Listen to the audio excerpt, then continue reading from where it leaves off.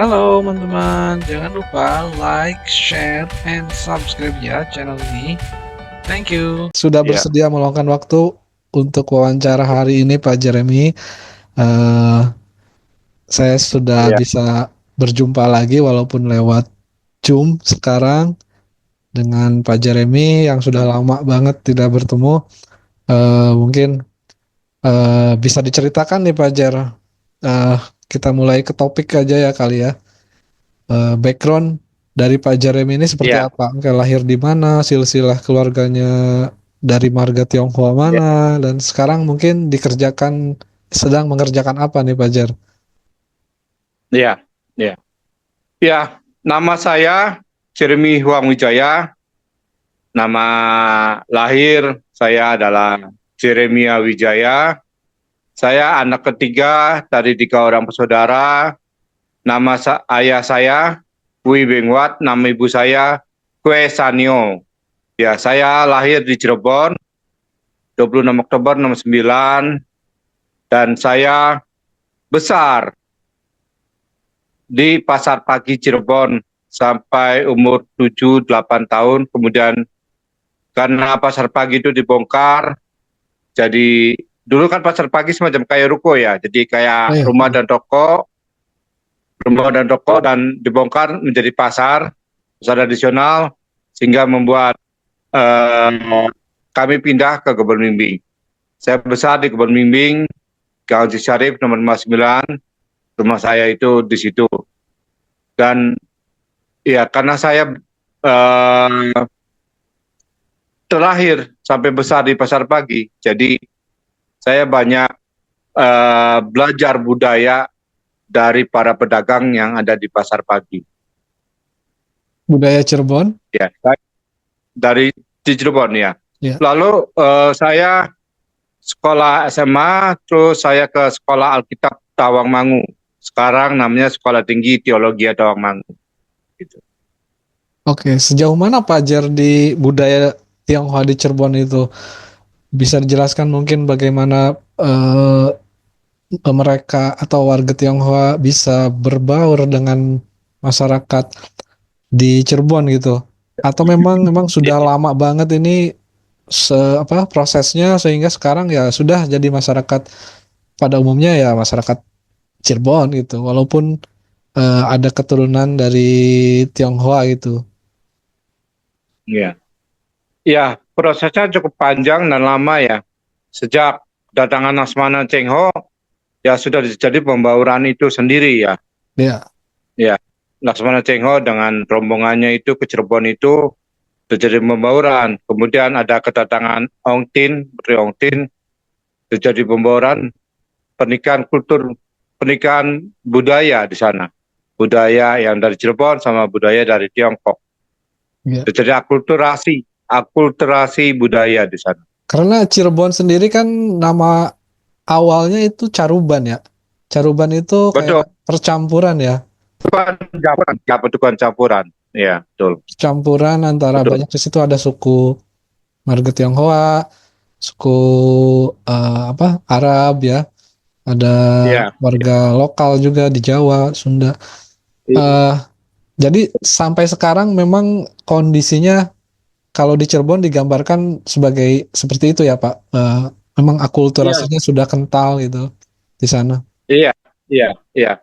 Ya kalau Cirebon itu memang benar-benar eh Nur bilang sarumban. Sarumban itu artinya benar-benar udah menyatu gitu loh.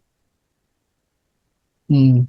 Ya, kalau Nah, kata Nur budayawan almarhum budayawan Cirebon itu ya udah menyatu benar-benar gitu. termasuk nih perayaan Imlek nih tahun ini. Gimana Pak Iya, Jar? Kondisinya kan dulu mungkin kita tahu ya di era Presiden Soeharto sempat ada pelarangan kayak itu yang berbau-bau Tiongkok, yang berbau-bau Tiongkok itu kan dilarang gitu kan. Sekarang kan iya, setelah eranya Presiden Gus Dur, era reformasi, masyarakat Tionghoa bisa menganut kepercayaannya, sekarang bisa menjalankan kebudayaannya juga itu. Sejauh mana mungkin dampak yang sekarang dirasakan? Apakah ada sedikit apakah ada dampak ke masyarakat Tionghoa sehingga bisa diterima itu oleh masyarakat secara luas? Iya. Ya, berkat jasanya Gus Dur, sehingga warga Tionghoa bisa kembali mengembangkan seni budayanya, sehingga bisa terjadi pembauran, dan ini semuanya jasa Gus Dur Termasuk yang luar biasa. tahun baru Imlek juga di ininya Kemudian sama mereka Gus bisa Dur. dirayakan kembali berkat jasa Gus Dur. Ya. Betul. Dan setiap tahun seperti apa Pak perayaan Imlek di sana, atau mungkin di internal di keluarga Pak Jeremy merayakannya seperti apa? Apakah pergi ke kelenteng ataupun kayak gimana tuh Pak Jer? Iya, iya. Sejak kecil saya tuh dulu ya, setiap Imlek selalu diajak sama mama papa saya untuk datang ke nenek dari ayah saya, dan kemudian datang ke Tuape. Tuape itu artinya uak ya, uak. Jadi kakaknya dari papa saya untuk merayakan Imlek di sana. Terus ya malam itu ya biasa makan-makan. Terus kami ya pergi ke kelenteng ya. Nah, terus pulang dari kelenteng ya, esok harinya kami ke sana lagi untuk bersilaturahmi. Jadi yang muda mendatangi yang tua untuk merayakan Imlek bersama, makan-makan juga. Jadi makan itu sebagai sarana untuk mempersatukan keluarga-keluarga yang ada gitu. Oke. Ya. Ya. Karena gini Pak, Jadi kenapa? karena yang Kenapa? saya tahu kan setelah kan warga Tionghoa ini ada juga yang mungkin berbeda ya secara agama misalkan ya Pak. Ada yang masih ada yang di Buddha, ada yang di Konghucu ya Pak. Ada yang di Iya. Kristen. Nah, ini Hmm. Imlek ini bisa mempersatukan ya Pak, mempersatukan kembali tradisi Iya. Tionghoa gitu ya Pak. Iya. Ya, Imlek bisa mensatukan kembali. Ya, selama ada orang tua atau orang dituakan, itu persaudaraan antar sesama keluarga itu kembali hangat kembali gitu, bersatu kembali gitu. Iya. Walaupun berbeda keyakinan, sudah berbeda keyakinan ya Pak. Iya, iya, Hmm. iya, iya, iya, iya. Ada tradisi Karena unik. intinya, Iya. ya, karena intinya Imlek kan adalah merayakan musim semi. Oh Ya. iya. Oke. Jadi Iya. di Jadi zaman dahulu itu ada sejarahnya ya, ceritanya. iya, iya. Jadi dulu kan Kasarwangti mengumpulkan semua pembesar untuk menentukan kapan awal dimulainya perhitungan tahun barunya Imlek. Oke. Kemudian Konghucu itu mengusulkan untuk dihitung berdasarkan awal musim semi. Kenapa? Karena awal musim semi itu mulai tumbuhnya tanaman kan, Oke, iya benar ya. pertunas. Ah, Ya, pertunas. Jadi kehidupan itu dimulai sejak pertunas. oh, Ya, artinya lahir. iya iya. Lahir kan pertunas ya kan. Iya. Bertumbuh menjadi balita. Setelah balita bertumbuh jadi remaja. Setelah remaja jadi dewasa. Dewasa jadi ya orang tua. Itulah intinya musim semi itu gitu. Jadi awal mula tumbuh, ya berkembang. Pertama pertunas dulu, sorry. Pertama pertunas dulu, kemudian tumbuh berkembang menjadi mengakar yang kuat kan. Itu intinya. Oke, jadi sejarahnya memang tahun baru Imlek itu untuk diusulkan karena bertepatan dengan musim semi itu ya, di mana itu Musim awal semi ya, dari musim musim awal tanam, pertama kali tumbuhnya. tumbuhnya Ya awal tanam, kembali tumbuhnya ini tunas-tunas muda, tunas-tunas tunas-tunas muda. baru. Ada Ya. tradisi yang sampai sekarang dijaga nggak Pak Jer di keluarga misalkan? Apa tradisinya? Apakah dari makanannya atau dari apa ya?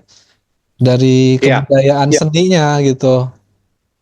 ya, ya, ya. Ada tradisi di perayaan malam Imlek itu umumnya hidangan yang disajikan adalah pertama mie. Mie itu melambangkan panjang umur. Lalu kemudian setelah makan mie itu adanya makan ikan.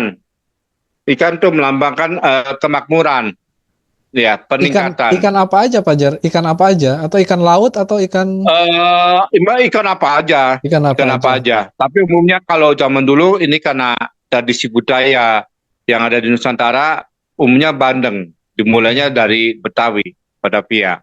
Oke, oke. Iya, ikan bandeng. Terus ada juga ikan gurami. Hmm, Ya. Nah, terus habis itu ada semacam kayak sop, sop bermacam aneka itu. Nah, terus bisa juga sop ini digantikan dengan capcay. Capcay kan hmm, artinya keragaman yang menyatu, keragaman yang disatukan gitu loh. Nah, sesudah itu ada lagi nasi kan memang wajib ya itu ya. hmm. Terus ada kue mangkok, ya kan. Kue mangkok tuh kue yang berkembang gitu loh. Ya. Ya, kue yang tumbuh mekar kan harapannya itu. Terus ada lagi bung, bung tuh bambu muda tuh, tunas muda. Hmm. Oke, dan Jadi itu bung itu makanan melambangkan tunas muda. tunas muda. Ya, Ini dari ya makanan. bung itu Mm-mm. ya apa kan? Oke, ini kan dari Ya, makanan. Dari sisi yang lain ada nggak, Fajar? Misalnya dari, wah, pakaiannya harus baru oh atau ada, apa? Atau misalkan ada. ada pemasangan lampion-lampion juga kalau di rumah-rumah gitu, Pak? Iya, iya, iya, iya. Kenapa harus ada pemasangan lampion di rumah-rumah? Lampion kan melambangkan cahaya. Jadi pada waktu Oh, mereka kumpul itu memasang lampion untuk mengingatkan bahwa kehidupan itu harus memancarkan kebaikan, memancarkan oke. terang, memancarkan menyinari kehidupan gitu tuh. Jadi Iya. punya filosofinya lampion itu memancarkan terang, memancarkan kehidupan. Jadi untuk bisa menjadi teladan. Eh, Terang ini adalah terang teladan, harus menjadi teladan bagi sesamanya gitu. iya. Nah, terus juga dodol kan biasanya dibagikan kepada Oke, tetangga. dodol. Iya benar, ya. Ya, ya. Dodol kenapa dibagikan pada tetangga? Supaya ingat bahwa kita harus menjalin silaturahmi, menjalin persaudaraan dengan para tetangga, ya, menjalin hubungan yang baik, pertemanan yang baik dengan para tetangga.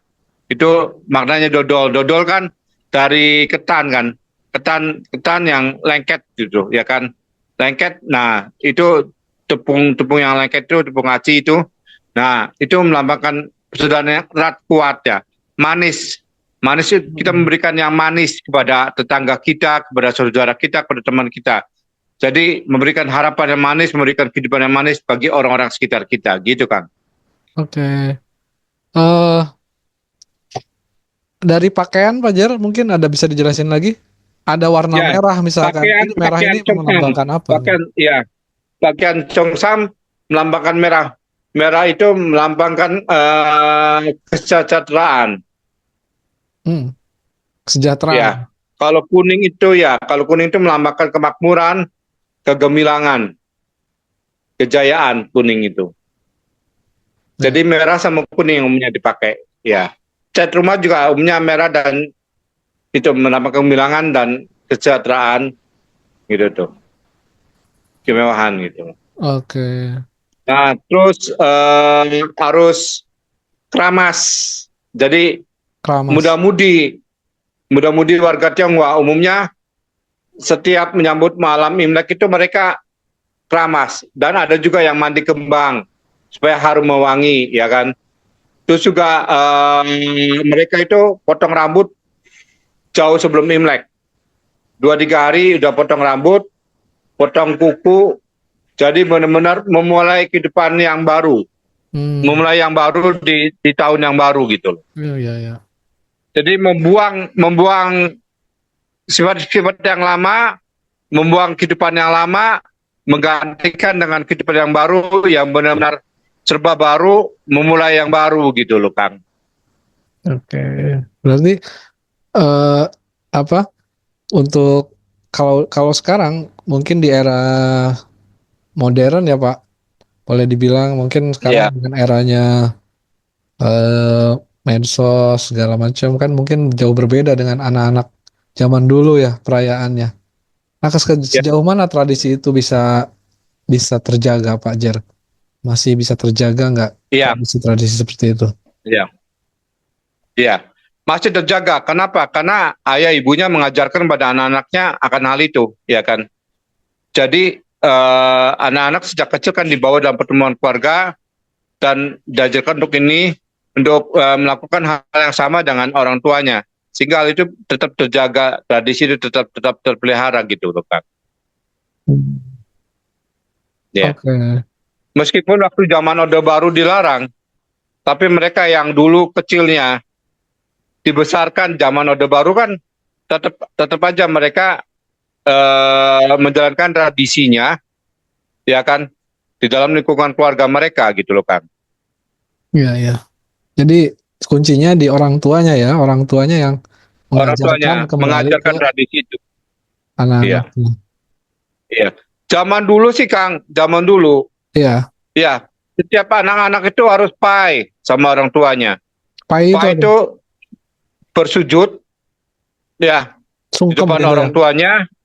Iya, sungkem, semacam kayak sungkem, betul, betul. Hmm. Sungkem, nah bersujud kepada orang tuanya, meminta maaf, dan juga benar-benar meminta doa restu dari orang tua, gitu loh. Ya kan? Ya, Jadi sesuatu yang baru harus dimulai dengan doa dan restu dari orang tua. Jadi pagi-pagi sebelum mereka pergi kemanapun harus sungkem dulu sama orang tua. Harus sujud dulu sama orang tua. Meminta doa restu dari orang tua. Karena tanpa restu orang tua, tidak mungkin orang itu berhasil dalam kehidupannya. Gitu kan. oke, siap. Oh iya Pak, ini sebenarnya pertanyaan yang harusnya dari awal nih Pak. Sebenarnya Ya, Imlek itu, Fajar, ya, eh, Imlek itu apa sih Fajar? Apa ya. pengertian artinya itu? Ada silsilah artinya nggak? Apa bukan silsilah artinya? Jadi ada pengertiannya nggak dalam bahasa Tiongkok? Apa Ya. itu? Im, Imlek itu tuh semi ya. Im tuh semi, kalau lek tuh hari musim semi gitu loh. Oh, oh iya, nggak jauh-jauh dari situ ya Pak. Iya, iya. Ah, Menyambut hari musim semi. Jadi awal mulanya kehidupan, tunas kehidupan, ya itu Imlek itu. oke, berarti itu ya pengertiannya. Ini Fajar Ya, nanti awal. ya, Fajar ini nanti ini kan 40 menit bakal terputus. Nanti bisa disambung Iya, lagi mungkin ininya iya, join roomnya. Eh, iya, ya, ini iya. udah mau Jadi Imlek itu, oke oke, udah mau jadi Imlek itu, habis. Hmm. Gimana Pak? iya. Ya, jadi Imlek itu menyambut awal musim semi yang baru gitu, mulai Oke, kehidupan yang baru gitu. Iya, iya gitu Kang. oke Fajar. eh Mungkin ini Fajar, kita bahas tentang Shio di tahun baru Imlek tahun 2000 berapa Fajar sekarang tuh berarti tahun baru Imlek yang keberapa? Jadi gini, itu kan Ya. perhitungan tahunnya berdasarkan tahun kelahiran Konghucu. Karena Oh, Konghucu lah yang mengusulkan awal musim semi sebagai awal mula penanggalan Imlek. Jadi dihitungnya berdasarkan tahun kelahiran Konghucu. Jadi sekarang ini 2025 dihitung berdasarkan tahun kelahiran Konghucu kan 551 sebelum Masehi kan. Jadi 2576 oke. berdasarkan tahun Kong Cili, artinya tahunnya Konghucu gitu. Oke. Jadi di tahun 2576, 2576 ini, 76. 76 ini, Iya, 2576. 2576 iya, ini kalau di iya, istilah Tionghoa kan ada semacam shio ya Pak Fajar ya. iya, Ini tahun iya, shio apa nih? Tahun ini shio apa? Kemudian iya, unsurnya apa? Dari tanah kah atau dari apakah gitu ya? eh Shio-nya apa dan bagaimana ini pengaruhnya terhadap masyarakat Tionghoa? iya, iya. Iya, iya, dalam ya, menjalankan kehidupan sehari-hari gitu. Ada nggak Pak? iya, Share. iya, iya. Jadi tahun ini adalah tahun sio ular kayu. Sionya sio ular. Sio ular, Unsur yang menyertainya adalah unsur kayu. unsur kayu ya. Ya, iya. Artinya apa Jadi Fajar nih setiap tahun itu, karakternya? ya, ya. Kita tahu sendiri, sio ular. Ular adalah binatang yang paling licik. Hmm, Ya, mengandung bisa licin ular ini, ya kan? Ya kan? iya. Terus kayu. Kayu ini mudah rapuh, kropos, ya kan? Kayu ini bisa hidup oleh air dan tanah, ya kan? Iya, Tetapi ingat, air juga bisa menghancurkan kayu, iya betul. ya kan? Air bisa menghancurkan kayu, ya banjir kan. Ya, toh. Nah, unsur-unsur yang akan merusak kayu ini, yang merusak pohon adalah angin. Hmm, Angin dapat menumbangkan pohon kan. iya.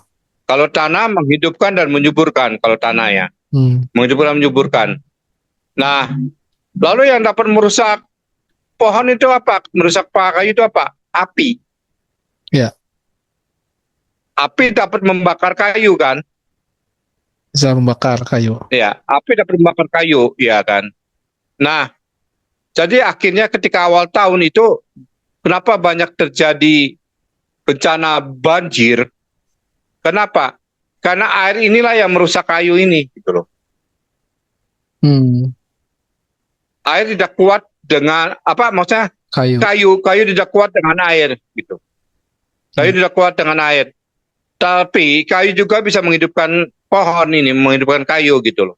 Tapi juga bisa merusak kayu, yaitu banjir. Ya. Terus kemudian apa? Air ini juga bisa menyebabkan longsor. Makanya terjadi banyak longsor kan? Iya. Ya kan? Menyebabkan banyak longsor. Nah, kayu ini mudah rapuh, kropos, ya karena apa rayap ya. Mungkin akan ada banyak apa?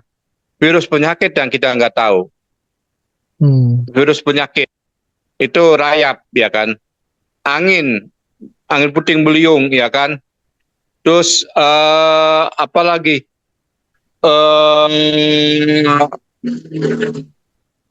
Api, hmm, api itu dapat membakar.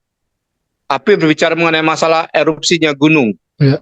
ya kan? Jadi pertandanya apa nih Fajar? Apakah di tahun ini dari sisi kan tadi dari sisi bencana, ada sisi positifnya nggak Fajar? Mungkin dari sisi kebaikan-kebaikannya. Ada, Apa tuh Fajar?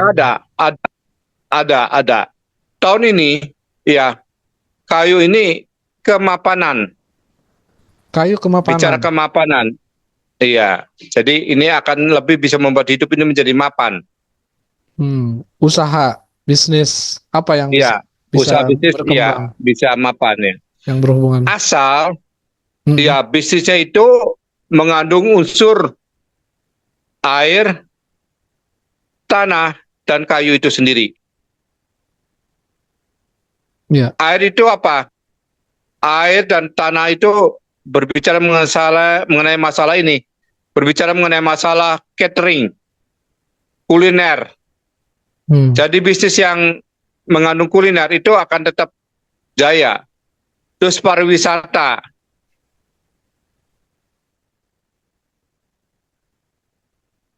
dan tanah kan. Oke. Pariwisata, air, dan tanah. Terus apalagi? Perkebunan, perikanan, pertanian. Itu akan tumbuh subur di tahun ular kayu ini. Tapi bisnisnya unsurnya apa Fajar? Air, tanah, Tanah, ya, tanah dan kayu. air, tanah dan kayu yang mengandung Ya, unsur itu ya. air berbicara mengenai masalah minuman, kuliner ya, makanan ya. Tanah, Tanah itu berbicara perkebunan, mengenai masalah pertanian, pertanian. ya, ya sawah, padi, ya kan, ya toh. Nah, air, tanah, kayu ya berbicara mengenai masalah ya eh, eh, mengenai masalah ya tentang apa namanya perumahan, perumahan juga masih menjadi sebuah Oh iya, perumahan ikon Fajar. yang iya perumahan Perumahan. ya. Terus Karena juga, iya pemerintah kan terus juga mau ada program 3 juta rumah Fajar.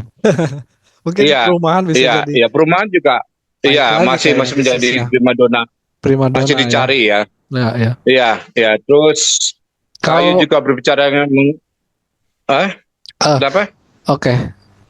Ini Fajar, apa kan kalau untuk ini eh di karakter karakter ular tadi kan kata Fajar agak licik gitu ya. Ada licik, iya berbisa. Ini apa yang perlu diwaspadai nih Fajar iya iya supaya hati-hati juga ular itu suka kanibal juga loh. kanibal? Ular memakan sesamanya ular gitu, Oh kanibal. iya iya iya iya. Jadi teman bisa makan teman. Oke, Ya. hati-hati ya Fajar Teman itu bisa berarti makan teman. Ya. karakter. Apa Iya, yang banyak pengkhianat, mm, apa pengkhianatan. Teman bisa makan sio teman gitu. sionya yang apa ya yang cocok apa Fajar kalau yang beruntung di sio ular itu Fajar? Eh, sio, Kalau sio tikus, ular. kalau tikus berarti dimakan ya Fajar. Justru yang bisa dimakan itu mendatangkan rezeki. Oh gitu. Oh iya iya. Berarti sio tikus bagus di tahun ular ya Pak. Bagus, bagus. Ayam, ayam. Ayam, Nah, kalau mau cari jodoh, sio ular sio ular. harus berjodohnya dengan sio ayam. Eh, karena Ya, karena ini simbiosis ya, ya mutualisme. karena ular kan makannya ayam. Oh ya oke. Jadi sio ular cocoknya nikahnya sama sio ayam. Sama tikus juga cocok ya. Mungkin bisa diulangi lagi Pak Jar tadi ngebahas tentang sio yang cocok untuk tahun ular, tahun ular kayu ya Pak Jar. Apa yang Iya, mungkin bisa dijelaskan terkait sio di tahun iya, ular? iya, iya.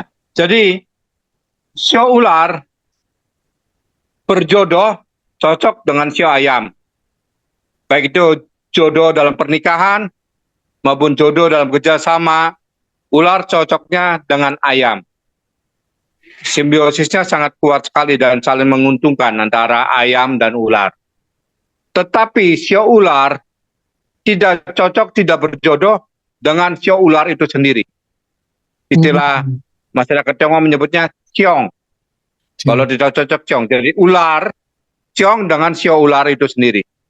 Dan ular ciong dengan sio naga. Ya.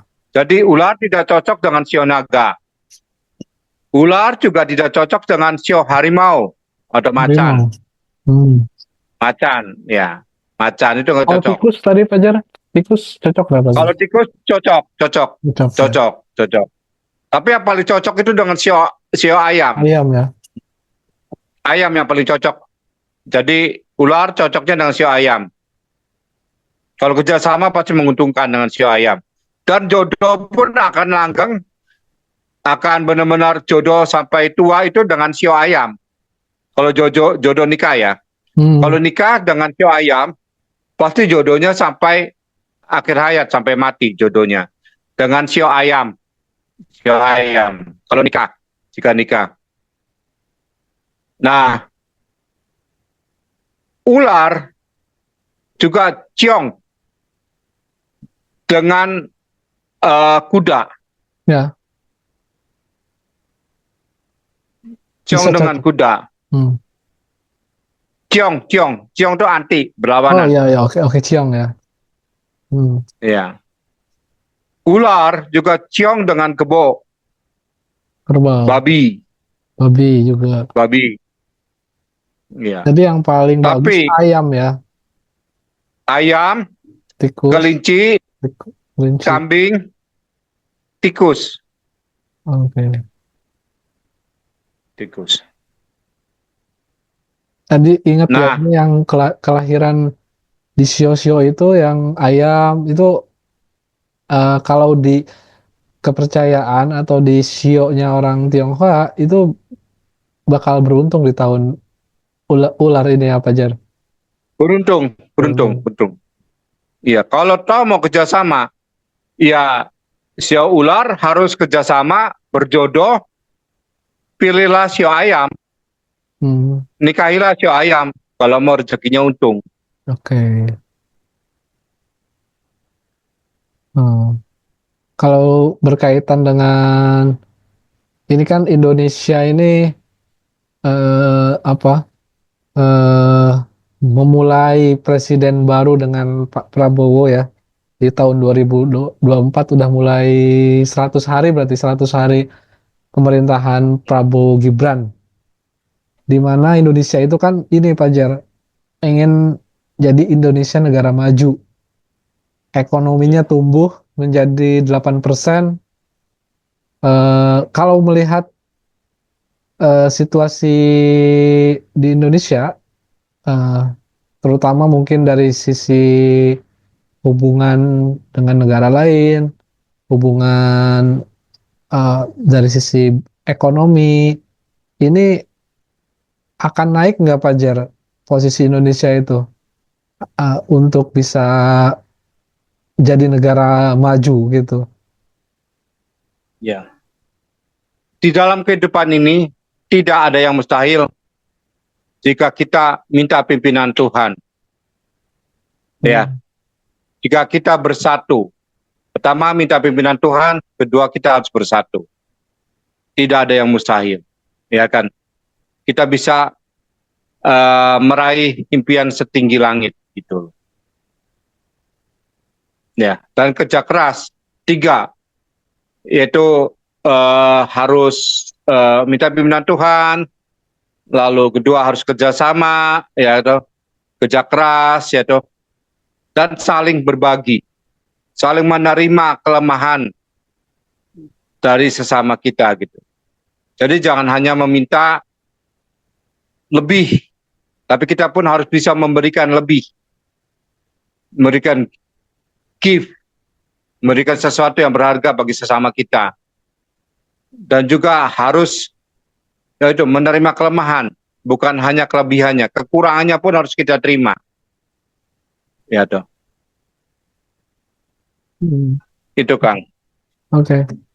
Jadi tidak ada yang mustahil ya Pak Jar ya untuk bisa jadi negara maju. Karena kan mulai diperhitungkan kalau melihat Indonesia sekarang di kayak di negara-negara apa Eropa, di Amerika udah bergabung dengan Bridge ya kalau nggak salah. Jadi udah mulai Iya, bisa diperhitungkan ya Pak. Dan nggak iya, mustahil iya. juga ya. Ya tidak ada yang mustahil. Iya, kalau kita bisa menerima kelemahan dari sahabat kita, dari saudara kita, kalau kita bisa bersatu, ya bisa menjaga kekompakan, tidak ada yang mustahil. Dan minta pimpinan Tuhan, itu yang utama. Oh, oke, siap, siap. Oke, Pak Jar. Eh, kalau di show-show kayak gitu sebenarnya mungkin dari sisi ini apa Jar ya dari sisi kepercayaan ada yang percaya ada yang tidak. Sebenarnya Ya, kalau show itu tradisi Tionghoa itu sejak sejak kapan sih Pak Jar untuk eh, kok bisa dikelompokkan ya, misalkan ada shio naga, ada shio sekarang shio ular itu ya itu asal tuh muasalnya kayak gimana tuh Pak Jar? sejak zaman dinasti Qing ya kalau nggak salah itu tuh. Hmm. Kan, sorry, dinasti Han itu udah mulai ada itu. Dinasti Han itu, Kang. Ya, Ya, itu ada untuk supaya pengkelompokan. bisa, Supaya bisa apa tuh Pak? ya, supaya bisa ini lebih mudah mengingat itu, mengingat tahun-tahun gitu tuh. Oh, ya, Ya, mengingat tahun-tahun berdasarkan ya pertanda ya alam semacam kayak gitu. zodiak. Ya, iya, iya. Dari pertanda-pertanda alam mungkin di ini oh ini Iya, iya, ada iya, hewannya, iya, ada unsurnya juga tanah iya, batu. iya, begitu, begitu. Karena kan warga Tionghoa percaya ada 5 elemen dalam kehidupan ini yang saling mempengaruhi, yaitu air, tanah, ya kayu, ya ta, Ya. terus tanah, kayu, api, ya toh, terus logam. Itu saling mempengaruhi itu, ya kan? Air, ya menyuburkan tanah, timbullah pohon, ya, ya kan? Pohon satu dengan alam menimbulkan api. Air dan tanah juga bisa menimbulkan logam, gitu loh. Hmm. Itu jadi saling berhubungan gitu. Ini kayak ini ya, The Legend of Aang ya Pak, Avatar. Ada api, Iya, iya, udara, tanah. iya, iya. Logam, Emang itu ada logam hubungannya ya saling Pak Jar? berhubungan. Soal kayak gitu ya. Ah, Dengan film Avatar itu ada hubungannya mungkin ya Pak. Kayak ada. cerita-cerita. Ya mungkin ada ya. ah, Mungkin ada gitu loh. Ya ah, kan. ya, Mungkin ada mungkin karena filsafat Tiongkok kan yang legenda ya, legenda-legenda itu kan ya, ada cerita, mungkin tradisi turun temurun di situ, kepercayaannya juga di situ. Jadi ada cerita seperti itu yang dimana Avatar itu kan kalau digambarkan itu sebagai seorang ini ya, penyelamat ya, savior gitu lah, iya, menyelamatkan iya, bumi. iya, iya, iya. Oke Pak Jer, terakhir nih Pak Jer, untuk perayaan Imlek di tahun ini apa harapan Pak Jeremy dari tadi yang sudah dijelaskan dari ada sio itu. Iya, Eh, iya, terakhir mungkin harapannya nih seperti apa iya. Pak untuk Ya, ya tadi kan seperti yang ini ketika perayaan kita Imlek? ingin menghindari bencana alam, menghindari hal yang buruk dari kehidupan kita itu haruslah banyak beramal, haruslah Oh, banyak berbagi rezeki. Minimal berbagi rezekilah dengan tetangga sekitar kita. Berbagi rezekilah dengan tetangga sebelah kita. Bisa itu kirim makanan, masakan, ya toh, bersilaturahmi, ya toh, saling membantu, saling menolong, ya kan? Dan bersatulah, ya toh. Karena kita adalah saudara. Ya, itu harapan saya sih. hmm. Ya, Jadi kita untuk bisa saling, kenapa?